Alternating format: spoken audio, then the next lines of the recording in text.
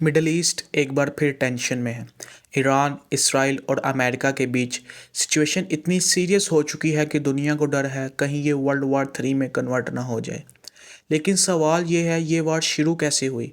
पूरी कहानी को डिटेल में समझने के लिए वीडियो लास्ट तक देखें। ईरान और इसराइल के रिलेशंस कभी नॉर्मल नहीं रहे।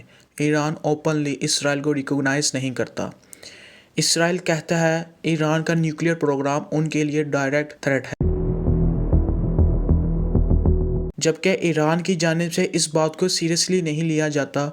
और इसराइल 13 जून 2025 को ईरान के कैपिटल तेहरान और मज़ीद सिटीज़ पर एयर स्ट्राइक्स करता है, जिसके रिज़ल्ट में ईरान में सैकड़ों की तादाद में लोग ज़ख्मी होते हैं और कई रिपोर्ट्स बताती हैं कि 600 से ज़्यादा लोग शहीद भी होते हैं।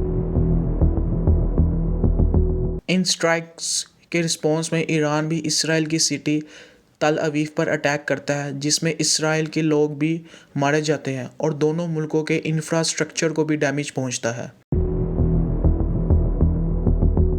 ये वार 12 दिनों तक जारी रही, जिसके बाद अमेरिका के प्रेसिडेंट डोनाल्ड ट्रंप ने इन दोनों कंट्रीज़ के दरमियान सीज़ फायर करवाया, जिसकी सबसे इम्पोर्टेंट शर्त ये थी कि ईरान अपना न्यूक्लियर प्रोग्राम बंद कर देगा।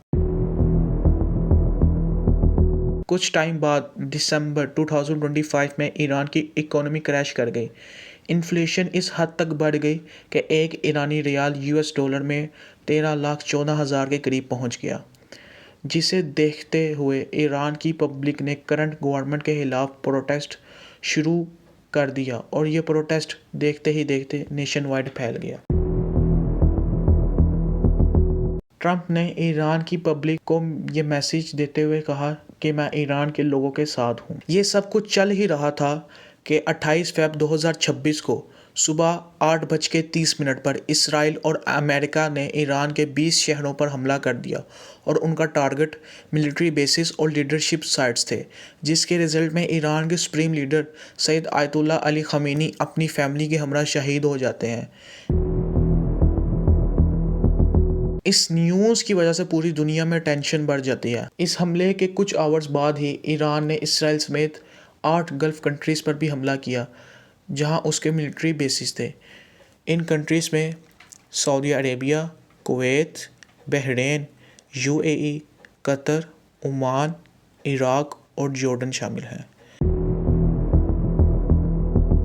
ये हमले इतने इंटेंस होते हैं कि पूरे मिडल ईस्ट में सायरन्स बजने शुरू हो जाते हैं और हर तरफ इंटेंस माहौल होता है। और यूएई और सऊदीया ये अनाउंस करते हैं कि वो यूएस का साथ देंगे। दूसरी तरफ चाइना और रशिया ईरान की फेवर में ये बयान देते हैं कि हम ईरान के साथ हैं। इस वक्त भी ईरान की जानिब से इसराइल पर हमले किए जा रहे हैं, जिनके इम्पैक्ट में ईरान ने स्टेट ऑफ हॉर्मस बंद कर दिया है, जिसके नतीजे में पूरी दुनिया में पेट्रोल की प्राइस हाई जा रही है। अब सोचने की बात यह है कि यहाँ तो सीज़ फायर होगा या फिर वर्ल्ड वार 3 स्टार्ट हो जाएगी। वीडियो अगर अच्छी लगे तो चैनल को सब्सक्राइब करें। आज के लिए बस इतना ही। अल्लाह हाफिज़।